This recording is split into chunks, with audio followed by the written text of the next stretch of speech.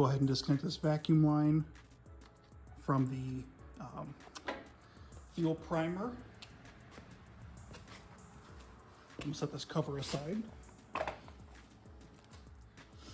So here's our carb. We have intake, again, choke, fuel prime, ignition switch. Back here is gonna be the main feed from the tank. And then the float will be down below. So we're gonna have to disconnect this cover as well. So this cover is gonna be either just standard bolt head or Torx.